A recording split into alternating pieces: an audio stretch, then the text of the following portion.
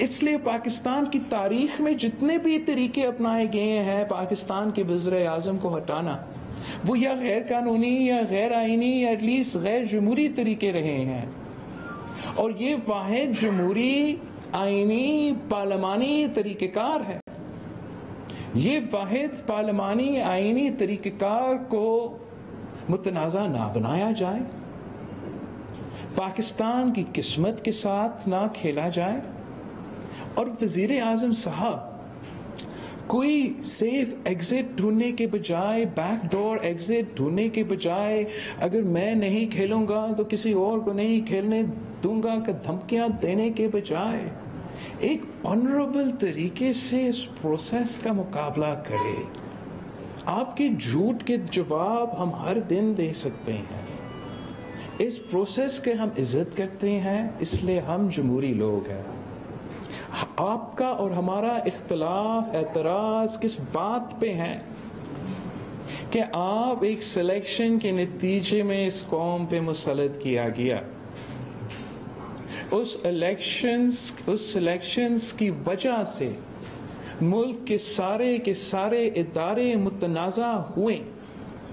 اور اس سلیکشنز کی وجہ سے جو معاشی اور خارجہ پالیسیز اپنائی گئیں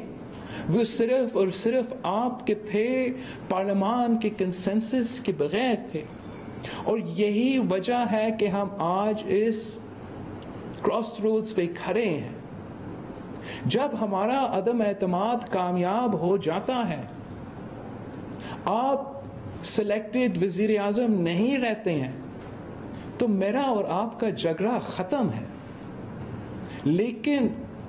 جب تک آپ ایک غیر جمہوری کردار اپنا رہے ہو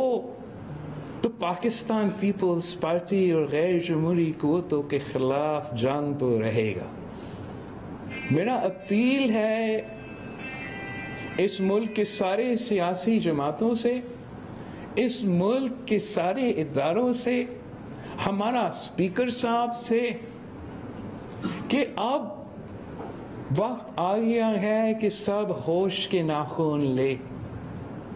ہم سب کے لیے ایک موقع ہے، ملک کے لیے ایک موقع ہے کہ جمہوریت کا بحالی کی طرف ہم آگے بڑھ رہے ہیں۔ ہر کوئی سمجھتے ہیں کہ الیکشن ریفارمز کے بعد جلد از جلد الیکشنز ہونا چاہیے، اور اگر ہم وہ 2018 کا سلیکشن کا داغ دھونا چاہ رہے ہیں، اگر ہم پولیٹیکل سٹیبلٹی اور اکنامک سٹیبلٹی اور فارن پالیسی میں سسٹینیبلٹی لے آنا چاہتے ہیں، تو واحد طریقہ کار یہ ہے کہ عدم اعتماد ہو، الیکٹورل ریفارمز ہو، صاف و شفاف الیکشنز ہو، نیا مینڈیٹ کے ساتھ عوامی حکومت منتخب ہو، اور جو بھی مسائل کا سامنا کرنا پڑے گا وہ حکومت مینڈیٹ کے ساتھ ان مسائل کا حل کریں گے۔ اگر اس جمہوری طریقہ کار میں گڑبڑ ہوتا، اگر ہمارا آئینی جمہوری پروسیس میں اس وقت آئین کا خلاف ورزی یا قانون کا خلاف ورزی یا ایسا کوئی غیر جمہوری کام ہو جاتا ہے، تو ایک خطرہ ہے کہ پاکستان کا اگلا 20 سال اسی طریقے سے متنازع طریقے سے گزریں گے۔ کوئی بھی یہ نہیں چاہتا ہے، اور صرف ایک خان کا، ایک عمران کا انا کی وجہ سے، رونا دھونا کی وجہ سے